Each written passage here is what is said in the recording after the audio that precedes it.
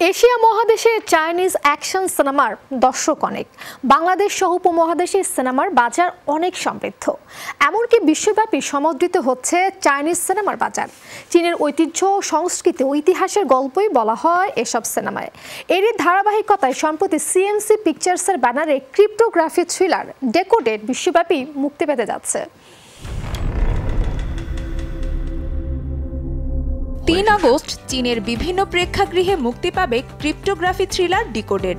CMC pictures সংশ্লিষ্টরা পরিকল্পনা করছেন আগস্টের শেষে আন্তর্জাতিক বাজারে মুক্তি দেবে সিনেমাটি। জানা যায়, সিএমসি পিকচার্স সীমিত সংখ্যক অঞ্চলে সরাসরি পরিবেশক হিসেবেই মুক্তি দেবে ডিকোডেড। সেই সাথে বিক্রয় এজেন্ট হিসেবে অন্যান্য প্রতিষ্ঠানকেও অগ্রাধিকার দেওয়া হবে। চীনের সবচেয়ে সফল লেখক, পরিচালক, প্রযোজক চেন সিচেং পরিচালনা করেছেন ডিকোডেড। জানা যায়, সিনেমাটির কিছু দৃশ্য নোবেল বিজয়ী ঔপন্যাসিক মাই জিয়ার মার সাহিত্য থেকে নেওয়া হয়েছে। সিনেমাটি মূলত ১৯৪০ সালের একটি ঘটনাকে কেন্দ্র করে আবর্তিত, যেখানে গণিতে পারদর্শী এক অটিস্টিক যুবকের যাত্রার গল্প বলা হয়েছে, যে জটিল গাণিতিক সমাধান খুব সহজেই করতে পারে। এক পর্যায়ে তাকে পড়াশোনা ছেড়ে দিতে বাধ্য করা হয়, নিয়োগ দেওয়া হয় কোড ব্রেক এবং গুপ্তচর হিসেবে। এমনই এক গল্প নিয়ে নির্মাণ করা হয়েছে সিনেমাটি।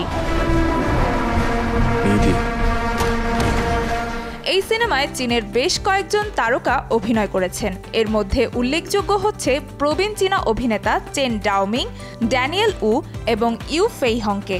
সাপোর্টিং রোলে অভিনয় করবেন Ren Luiyao, Chen Yusi, Zhu Yu এবং জু জু।